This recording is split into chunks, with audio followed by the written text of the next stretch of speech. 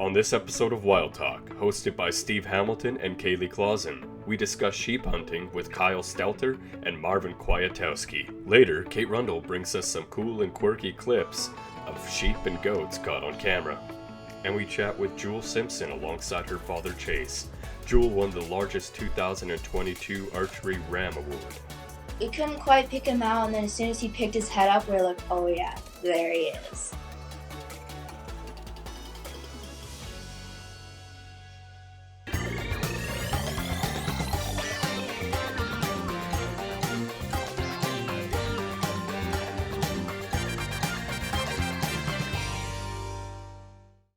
Wild Talk is brought to you by Trapper Gourds,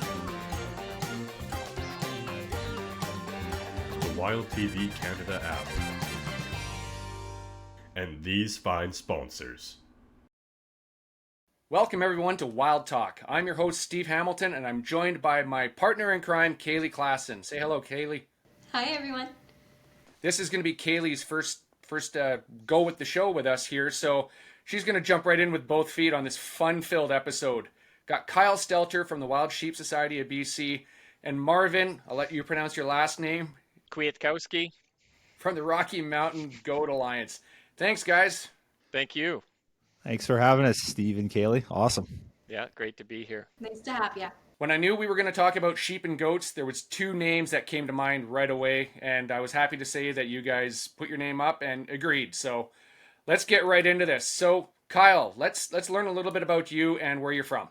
Well, Steve, I grew up in southern Alberta. I grew up on a farm, and that's where my love for the outdoors and wildlife began. And migrated to the West Coast here a long time ago now. I'm not going to date myself, but a couple decades, and been involved in the conservation world, and just love to be involved with wildlife, and wild sheep and goats are a passion of mine, and as really all wildlife is. Awesome. And what about you, Marvin? Yeah, thanks, Steve. Grew up outside of Prince George, snaring rabbits and having fun in the bush. So that's kind of the upbringing. I'd spent a fair bit of time, 20 years on the coast, northern BC, chasing goats primarily, but fair bit of sheep as well. Now I reside southern BC by Kamloops. Awesome. So needless to say, you guys are both up to your neck when it comes to wildlife, and pretty passionate about what you do. So let's just dive right into it. Kyle, this one's going to be right towards you. So a couple of years ago, we saw on social media that there was a huge problem with up to, I think it was close to 40 illegal sheep were seized for various reasons. So for those that don't know, let's first talk a little bit about the regulations around thin-horn sheep, because they seem to be the issue that we were facing. So what are the regulations around those for harvest? Yeah, the biggest thing, Steve, is they have to meet 8 years of age to be considered mature or break the nose. There's two criteria. Either one of them works. And, it is a bit of a challenging thing to do. I've hunted my entire life, and by far the hardest thing you can do is try and age a sheep to make sure that it's legal. So, it's one of the challenges that we face in the industry, and we're working hard with the BC government trying to sort of find better ways to educate and maybe even trying to simplify that rule so that we can make sure that we look after the resource first. Yeah, that's one for me. I'm a new sheep hunter. I've never actually gone up the mountain, but I'm a life member of a bunch of organizations because I care passionately. And I've had conversations with multiple experienced sheep hunters, and I've said to myself that there's no way I would even think about pulling the trigger on a sheep unless I had somebody there that was better at it than I was. Let's turn this one over to you, Marvin. So goats are another animal that we're seeing are becoming extremely popular and added to bucket lists. I know when I first got into hunting 20 some odd years ago, goat was right up there near the top for me. So are we seeing as much of an issue when it comes to, I don't want to say illegal harvest of goats, or is there an age class issue we're seeing right now? So I'll break into, there's kind of two components. There's the age class, but really the critical with goats is the sex. So is it a male or is it a female nanny versus a billy? And that's kind of the critical component. If you look at the regulations, you're allowed, it basically says adult, so adult only. Typically an adult's going to be over 1 year of age. And the other stipulation in the regulations is over 4 inches in horn length. So typically anything under 4 inches is probably going to be a kid. They're only going to grow 2, maybe 3 inches that first year. So the regs are a little bit more open that way, simply because it's difficult to judge at times. Nanny versus Billy. Taking a nanny out of the population has a pretty significant effect. So roughly only 60% of nannies will actually produce an offspring in any given year. So their reproductive rates are a little bit lower. So that's kind of from the get-go. They just simply don't produce every year, and typically a nanny will produce one kid a year. Sometimes there's two. I've never seen three, but the odd time there is two. So I won't get into age class on a nanny because we simply shouldn't be targeting a nanny.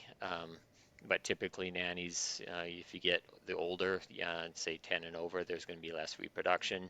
Nannies typically don't produce till they're, reproduce till they're about 4 years old, even though they reach maturity at 3.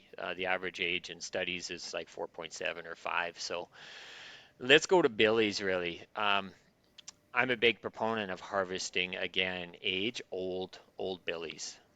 Simply because when they get maturity, maximum sort of age for reproduction, your billies are going to be 6 to 8 years old. I always say roughly 5 to 10, but if studies have shown kind of that 6 to 8 year old, they produce, and they're kind of like running the show on the mountain at when their body size is the largest, and that's typically going to be 6 to 8.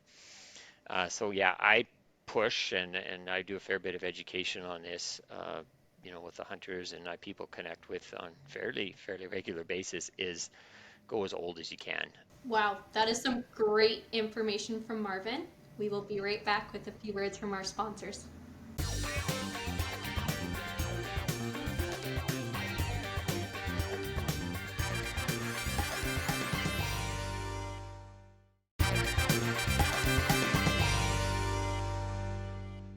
Welcome back, everybody. We are here with Marvin and Kyle and Steve. We're going to get into the hunting side of things. So, Marvin, how many successful goat and sheep hunts have you been on before?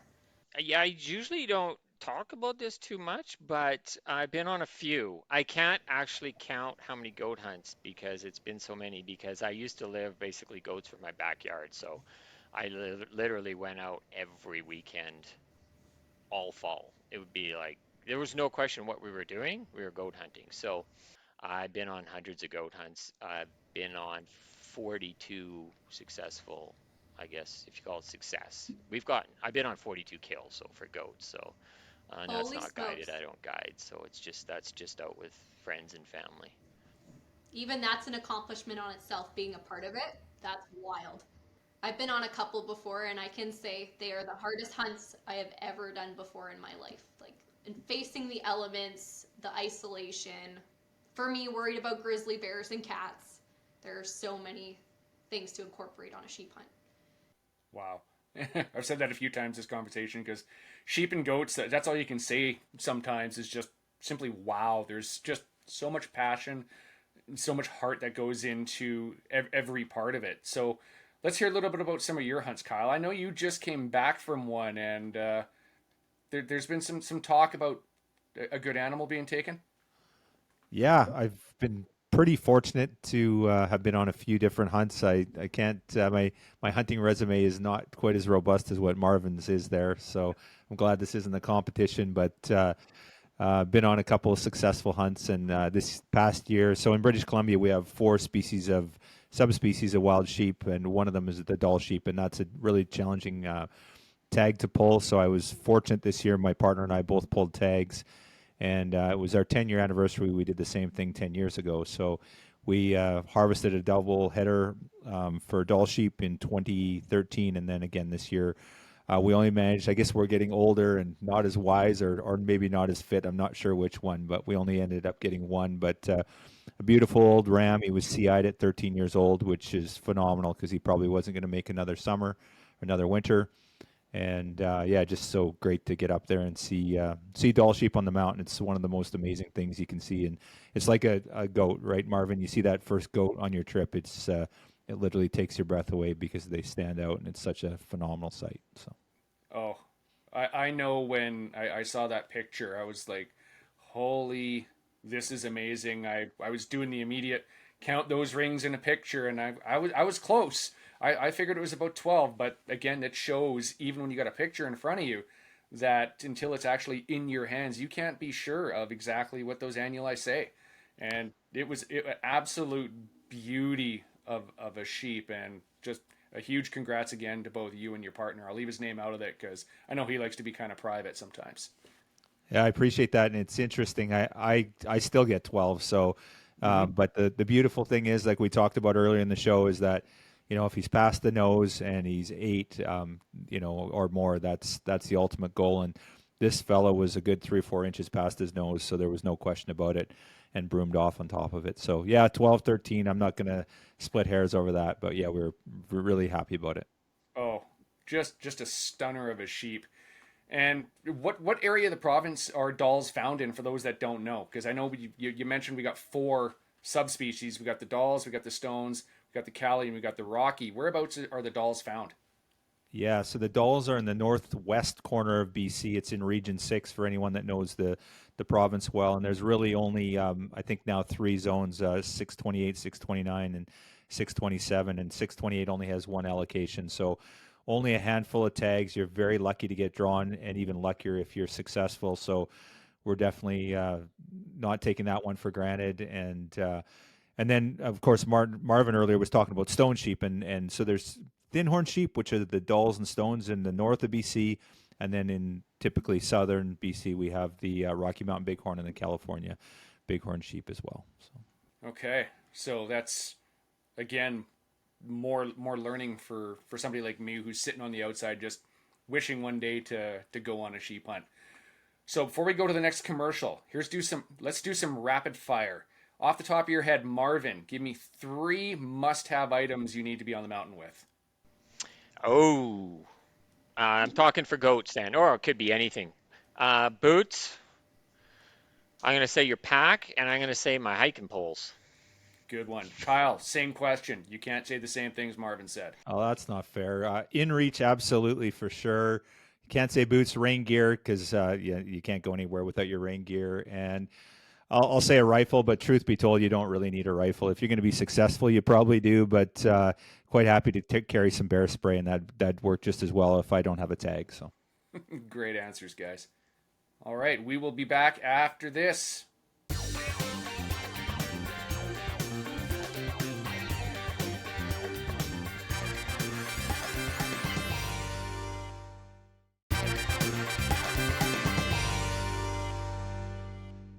Welcome back, everybody. Right now, we are going to touch on diseases which affects sheep and also goats. We are going to get Marvin and Kyle to touch on this a little bit.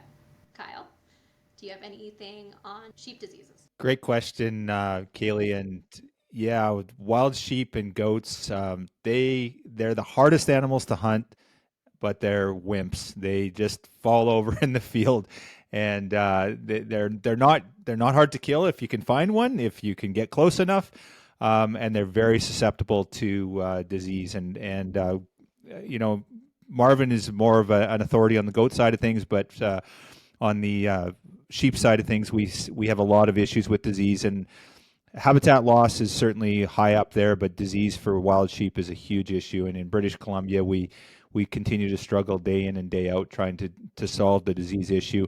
One of our herds in British Columbia was roughly 2,400 on the Fraser River ecosystem in the 1990s, and there was a massive die-off at the hands of one particular disease. And today they're down to roughly 800, so 60% die-off. And here we are 30 years later, and we still really haven't recovered that herd. So disease is a huge issue for wild sheep, and the main culprit we'll talk about is called Mycoplasma ovae pneumonia, or MOVI, as it's affectionately or not affectionately known. But really, there's a whole host of diseases that can affect wild sheep. Some of you may have heard of a massive die-off in the interior a couple of years ago. It was called blue tongue virus. It wiped out dozens of sheep, and there's seropty. So the list goes on and on and on, but Mycoplasma ovae pneumonia is definitely one of the big culprits in British Columbia. And if we can solve disease, we'll see a lot more wild sheep on the landscape. So what can you do about these diseases? Is there anything we can do? Yeah, so Kaylee, there are things that can be done. Unfortunately, there's no silver bullet for disease in the province, and we look at all these different diseases and how we're trying to manage them, and not one of them has a quote cure. There's treatments that we can do, but again, they're wild animals. So how do you go out and treat a whole herd of 800 wild animals? And there are different techniques and strategies, and the one particular that I've been involved in is called test and remove. And basically, we go out and we find the infected animals and we remove them from their habitat. We can't treat it, unfortunately. So the treatment is basically we remove the animal from the ecosystem. Unfortunately, they have to be killed and removed. But that's the best help. The best thing we can do to help that herd and encourage that herd to come back and be healthy again. Okay. Another question: how do they get it? Where does it even come from?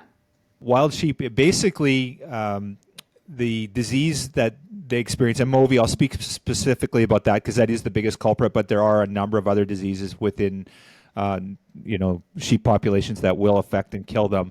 But effectively, if we look at domestic sheep, that's the primary source of them, although it's not exclusively the source. But traditionally, sheep came from the old world, from Europe back in the 17, 18, 1900s. They were imported to North America, and they're in close proximity. They're used to disease, and they've kind of developed an immunity literally over centuries.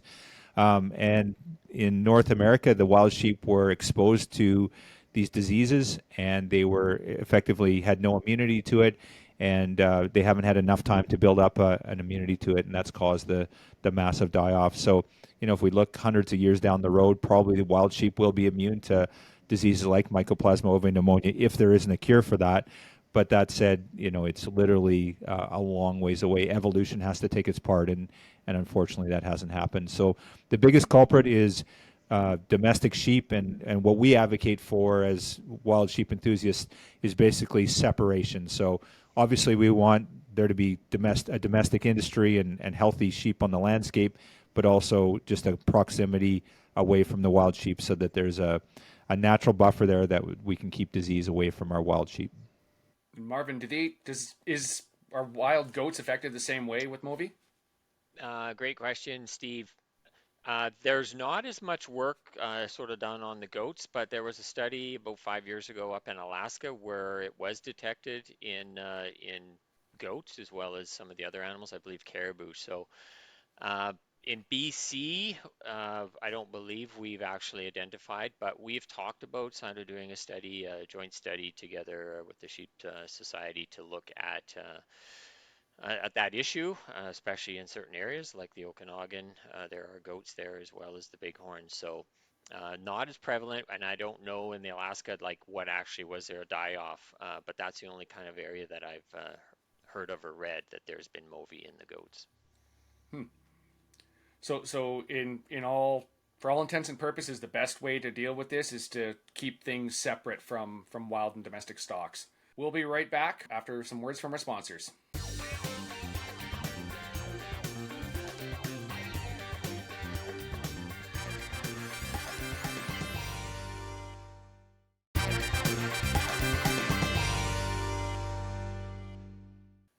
So let's pivot from disease uh, killing wild sheep and goats to everybody's favorite topic, and that's predators.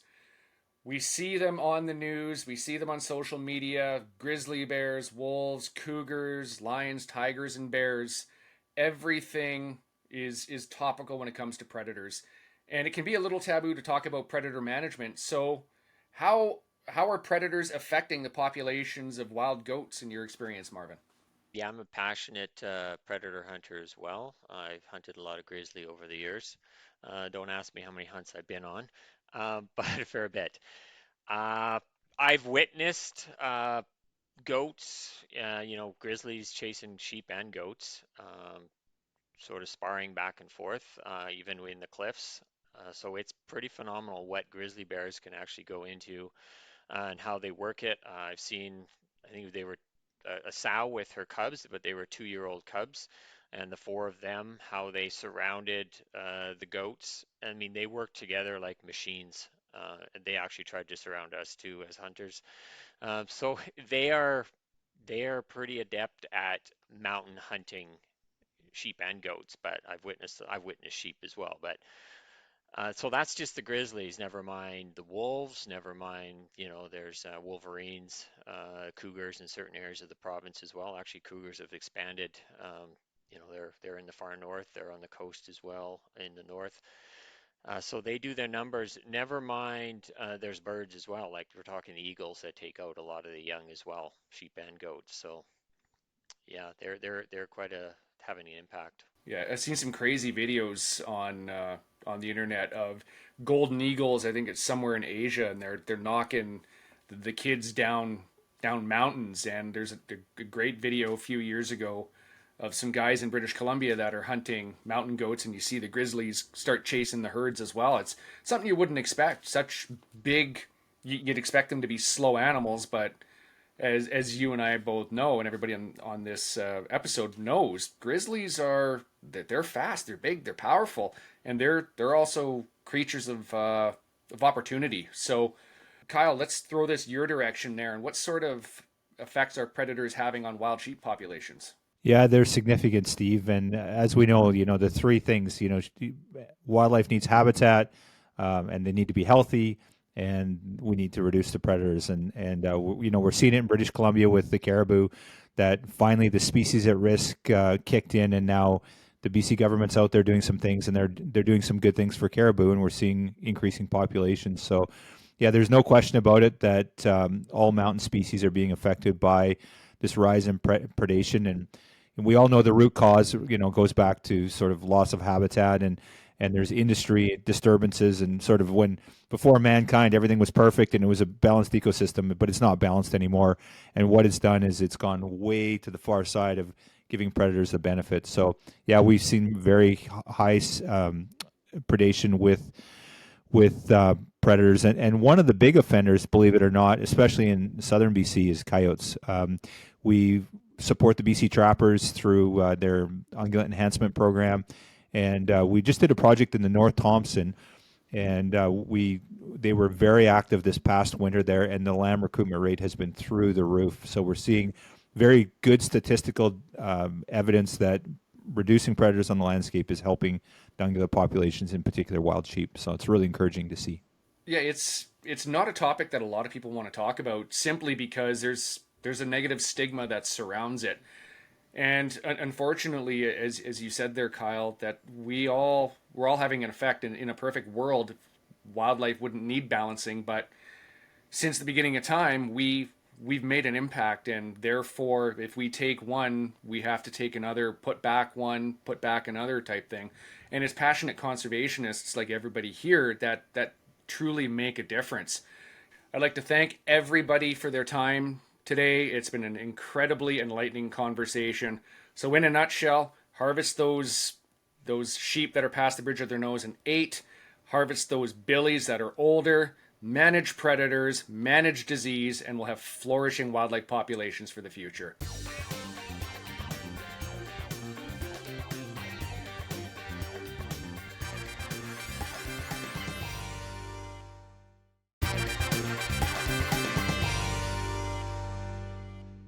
Yo everybody, I'm Kate here from Wild TV, back at it with another social segment here on Wild Talk. We hunted down some crazy videos online, so let's check them out in 3, 2, 1.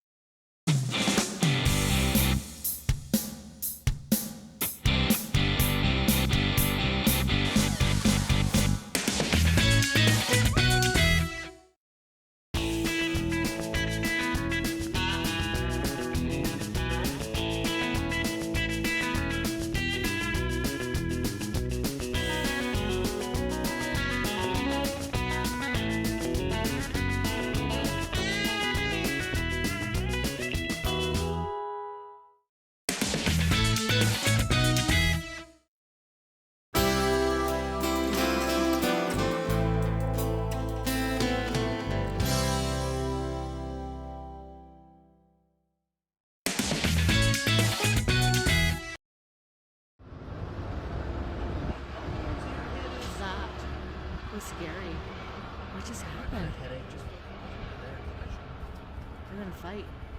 Oh, no, he's gonna back away. Or is he? Oh, no.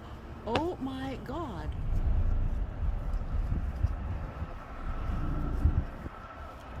Continue on Trans-Canada Highway. Oh, and look at what the other one's doing. Why is he rubbing his head down like that? Trying to keep the peace? Yeah. That's exactly what's happening. Oh.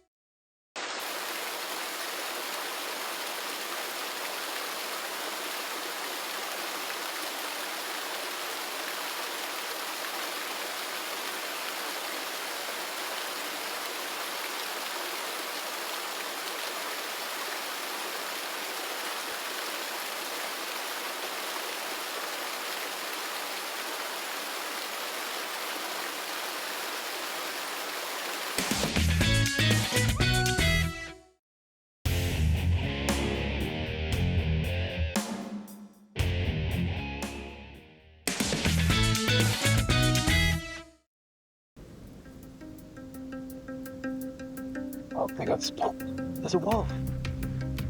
Next thing you know, an alpine wolf comes out of the timber and tries to go after one of the kids. A wolf just made a play on him. There. Luckily, the nannies and kids all made it away safe. They ran off over the bluffs. How about that? We're sitting there glassing a group of nannies and kids, and a wolf comes charging out of the trees at them and runs them off. Just goes to show you never know what kind of sheep thrills you can find online. If you've got any sweet videos you want to submit, fire them over to us, and your videos could be seen on future episodes of Wild Talk. Until then, stay wild, friends. All right, one feature we're super excited about for the Onyx Hunt app, and so this is something that our customers have been asking about. We've always had our base imagery. This will be very clear. You can zoom in. It's updated every couple of years, but folks have been asking for something more recent. And so a new feature that we're super excited about is the ability to see recent imagery. And so when you hit your base maps in that bottom right corner, you see this little toggle switch where you can actually turn on recent imagery. And what this is going to allow you to do is see imagery that's shot in 2-week increments and allow you to look back to get that historic perspective. And so what's great about this is, like, if you're looking at areas, whether you want to see if something's frozen or you want to see if something's been cut on farmland, flipping on that recent imagery will give you a good macro view. You're not able to zoom in quite as far as you are with the base imagery, but it gets you a good idea, and then you can go back to your base imagery if you need to zoom in. So check out the recent imagery today on the Onyx Hunt app.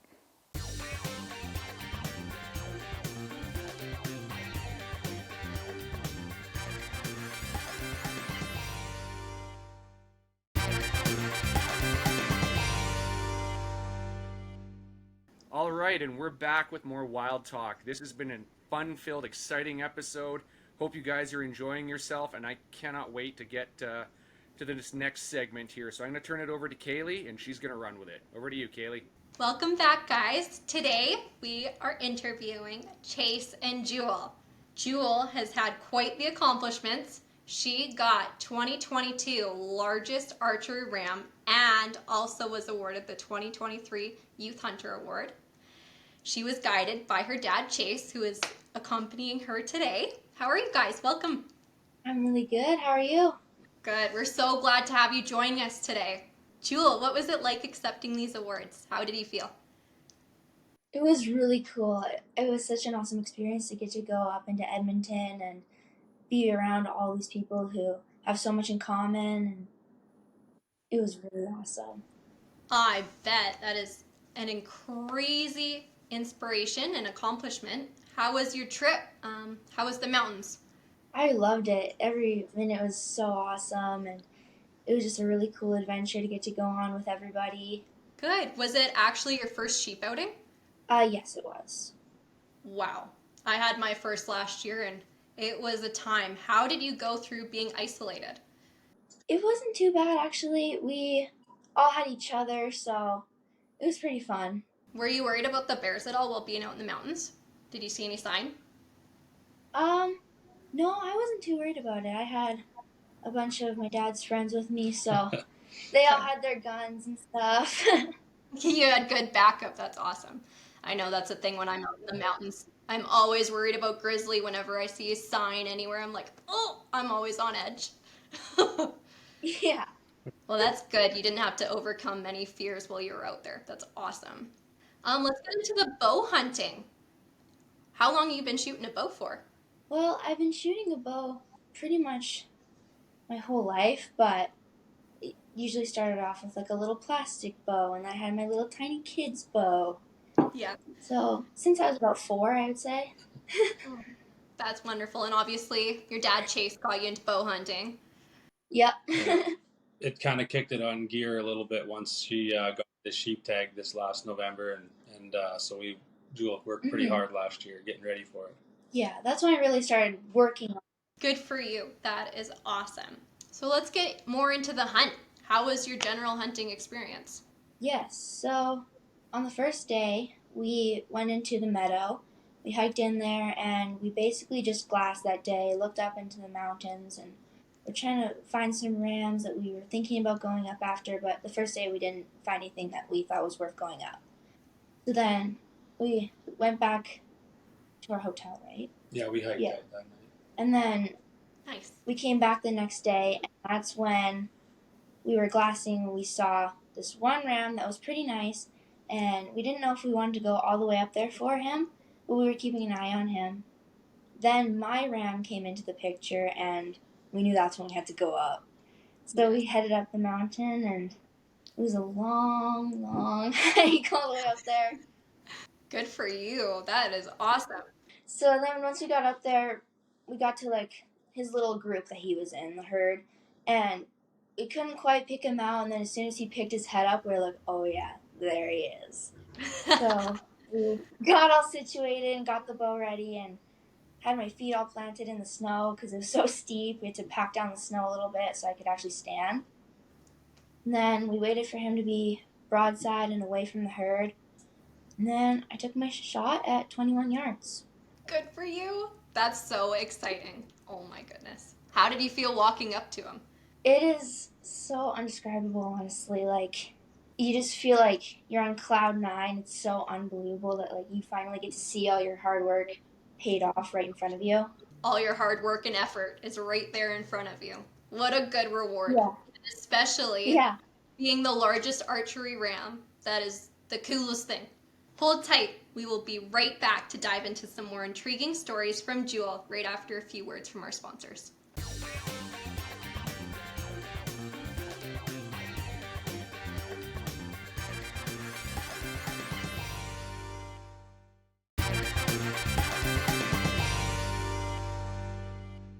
Welcome back, everybody, to Wild Talk. We are still here with Chase and Jewel.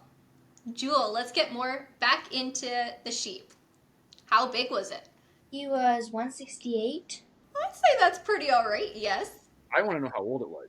Because when you talk about a 168-inch ram, that's impressive by any standard, let alone with a bow. But I want to know how old that guy was. You remember? Yeah, so he ended up being 7 years old when we got him scored. Wow. A 7-year-old 168. Yeah, he had some tremendous growth years there and some good genetics for sure. Yeah. No kidding. That's unreal. Like 168 by any standards. You figure that's a 10, 11-year-old ram minimum, but 7 years old. Well done. Yeah, when we saw him at a distance, we actually, we thought maybe he was that old, but it's crazy how much growth he had in some of them younger years. Mm-hmm. Yeah, that's crazy. And I know Kaylee wants to ask another question when it comes to distance. Yes, so we ended up getting 21 yards, and we just took it slow, and we were able to sort of sneak up on them, and they all just sort of stood there. It was pretty easy to get them.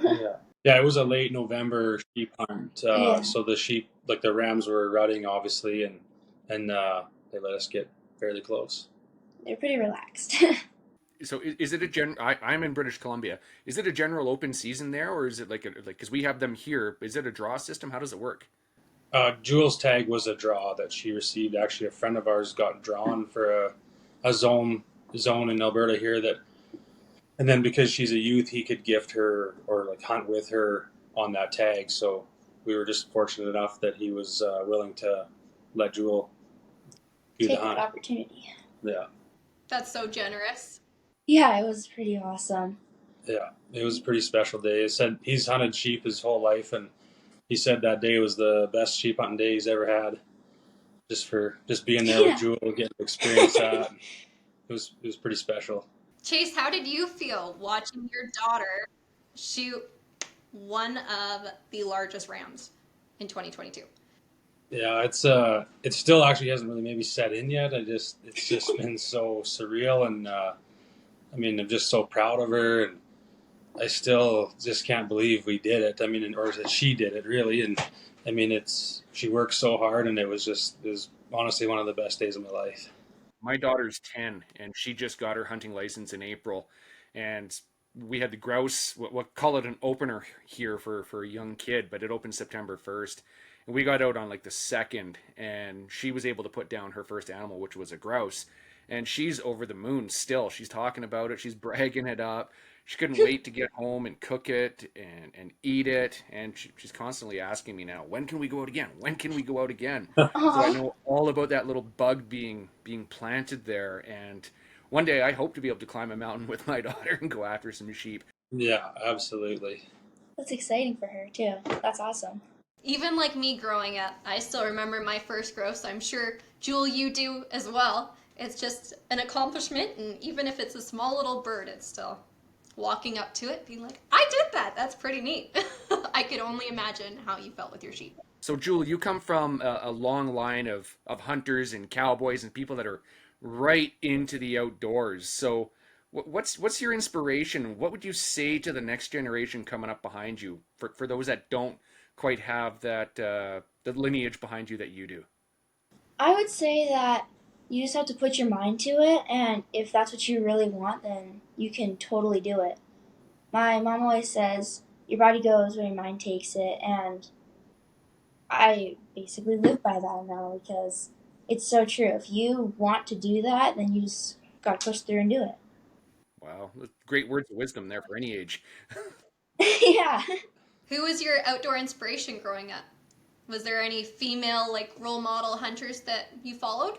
Yes, I would say that my outdoor inspiration is Kwiatowski. I think that it's so cool, all the hunts that she's done. She just lives such an awesome lifestyle, and I really look up to her and think that we're kind of similar in some aspects. I completely agree with Eva Shockey. She is one in a million. Stay tuned. Wild Talk will be right back on track after a few messages from our sponsors.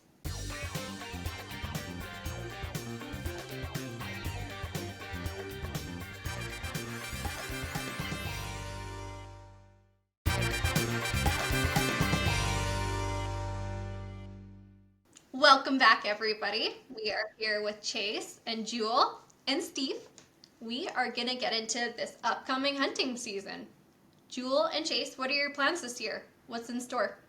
Ivy's going, my sister, she's going on an antelope hunt this year, but I'm kind of hoping to go on a bull moose hunt at some point or a cougar hunt. Because I got to go on one of my dad's friends' cougar hunt this year, and I got the bug because I want to go back out again. It's so fun. Chase, do you have any plans this year? We have some mule deer hunters we outfit still, so we got some mule deer hunters coming up here in October, and then some bighorn sheep hunters in November, and then I got an elk tag actually in the same place Jewel got her ram last year, so might be back up on that mountain again this year and looking around a little bit. But other than that, just guiding and then obviously my youngest daughter's got an antelope tag for the end of the month, so we're gonna head over there and chase them around for a couple days. I bet being back on that mountain's gonna bring back some pretty good memories, I'd have to say. Yeah, absolutely. Speed goat's a bucket list for me. That's something. That's one of the only things we don't have out here in BC. We got 18 big game tags available over the counter, so pretty fortunate that way. And yeah, I love predator hunting. I've never had a chance to chase cougars though. Wolves and coyotes and lynx are things I go after. So got a couple of hound buddy guys that have kind of set that bug in me to chase cougars, and I keep talking about it, but hasn't happened yet. But one day it will. So yeah, it's definitely a lot of fun chasing them dogs around and listening to them bark and watching them work. And yeah, Jewel got to come last year on one, and she said when we got back in the truck at the end of the day, and she goes, I want to do that. Like, Yeah. yeah. Have you had a chance to I don't know what the rules there are in Alberta, but here we eat mountain lion. Have you guys had a chance to try that yet? We have not, but some guys they say they really like it. Yeah. It's phenomenal. I'd call it, you go to the butcher and you buy like a big pork loin, and it's got the light strip and the dark strip, almost like the strip loin and the tenderloin attached. Right. It's kind of a mix of the two, and it is absolutely lights out amazing in like Indian dishes, like butter chicken style, like butter cougar or anything like that. When we have our fish and game banquets here, that's always one of the top questions we get is, hey, do you have mountain lion? Do you have lynx? And when we do, the rare occasions we do, there's lineups for it, and it's gone within minutes. So highly suggest you give it a try. It's wildly underrated. Well, we'll be trying that out this year. Yeah, I want to hear more about cats if you get one, Jewel. Like, if it's anything like your sheep, it's going to be another record book animal. Jewel, are you going to use the bow if you do go cat hunting? Maybe. Probably could. We probably could, yeah. Definitely an option. Yeah. You're good with it. Yeah. A little more nerve-wracking maybe, but give it a try. You just need somebody there that's got a rifle to back you up. But Yeah. I have a feeling you'd make that first shot count. Hopefully. Yeah. Better hope so. Speaking of archery, have you had a chance to take any other animals with a bow, or is the ram your first? The ram was my first. Oh, wow. So not only did you get a top-notch ram, you got your first archery animal, which was that ram. That's you got horseshoes, kid. And, I can't say I'm not a bit jealous, but incredibly happy for you. That's just some top-notch skill you got there, and so stoked. So stoked. Well, thank you. You're going to be inspiring girls your age everywhere. Like, people are going to look up to you as that's the biggest accomplishment. They're going to want to walk in your shoes one day. That's awesome that you did that. I really hope so. It'd be awesome to have a couple more girls in the sport.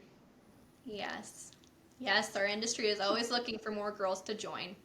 Yeah. Well, we know you are going to be making a huge difference in the hunting industry while inspiring other teens your age. Thank you both, Chase and Jewel, for joining us on Wild Talk today. We were so glad to have you. Congratulations again on your awards. Thank you so much. Thanks for having us. Yeah, thanks for having us. That was awesome. Wild Talk is brought to you by Trapper Gourds, the Wild TV Canada app, and these fine sponsors.